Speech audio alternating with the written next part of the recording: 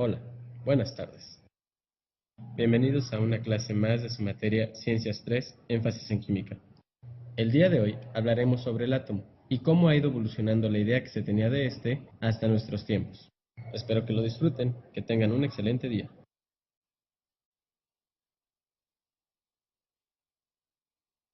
Desde la antigüedad, el ser humano se ha cuestionado de qué estaba hecha la materia. Y ahí estaba Demócrito, preguntándose a sí mismo, ¿tendrán algo en común las cosas que nos rodean con nosotros mismos? ¿En qué podrían relacionarse los seres vivos y las demás cosas que nos rodean? Pensaba en ello constantemente hasta que, de repente, oh sí, no está nada mal. Lo que Demócrito había analizado es que el ser vivo, tanto las demás cosas que nos rodean, como el árbol o las rocas, formamos parte de un solo ecosistema, que a su vez forman parte del mismo planeta. Y así propuso la siguiente teoría. Si nosotros, junto a lo que nos rodea, podemos formar algo tan grande como los ecosistemas, que a su vez forman a nuestro astro, y éste junto a otros miles, forman algo más grande que es el universo, entonces quiere decir que hay algo más pequeño que nos constituye a nosotros mismos, algo indivisible. Lo llamaré átomo. Al unirse millones y millones de átomos, pueden formar algo grande y nuevo. Siglos más tarde, el científico John Dalton continuó con la teoría de Demócrito y postuló lo siguiente. Yo, John Dalton, seré el primero en utilizar el concepto de átomo, postulando los siguientes puntos.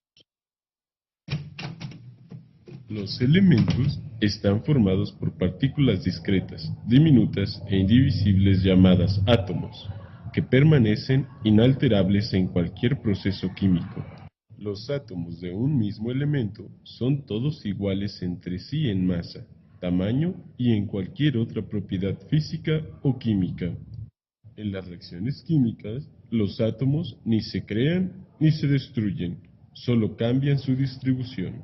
Los compuestos químicos están formados por átomos de compuesto, todos iguales entre sí, es decir, cuando dos o más átomos de diferentes elementos se combinan para formar un mismo compuesto, lo hacen siempre en proporciones de masa definidas y constantes.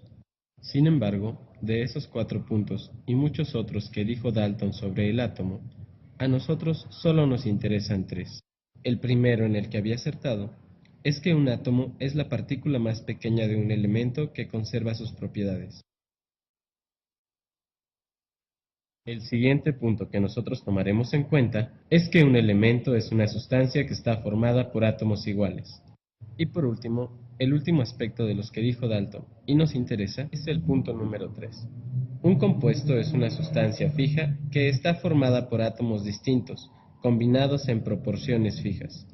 En el año de 1897, el físico inglés Joseph John Thomson estudió el comportamiento y los efectos de los rayos catódicos antes de hacer un gran hallazgo que complementaría la teoría de Dalton y Demócrito. No me lo explico. Desde que recuerdo siempre sucede lo mismo. Thomson trataba de entender cómo era posible que los rayos atravesaran desde el ánodo hasta el cátodo. Sí, lo tengo, ya lo deduje. Quiere decir que si mis rayos siempre viajan en dirección del polo positivo de mi experimento, entonces es porque se sienten atraídos hacia él. Por ende, han de estar cargados con una carga negativa.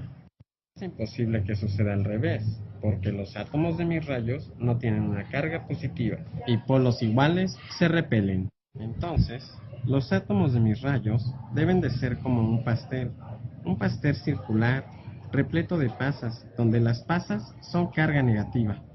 En 1909, Ernest Rutherford realizó un experimento en el que bajo supervisión dispararon partículas alfa en una delgada lámina de oro, obteniendo los siguientes resultados.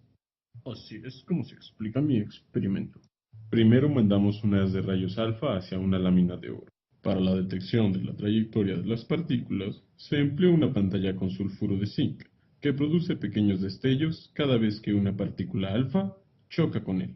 Así fue como nos permitimos observar los siguientes aspectos. Las partículas alfa viajan y algunas logran atravesar la lámina de oro.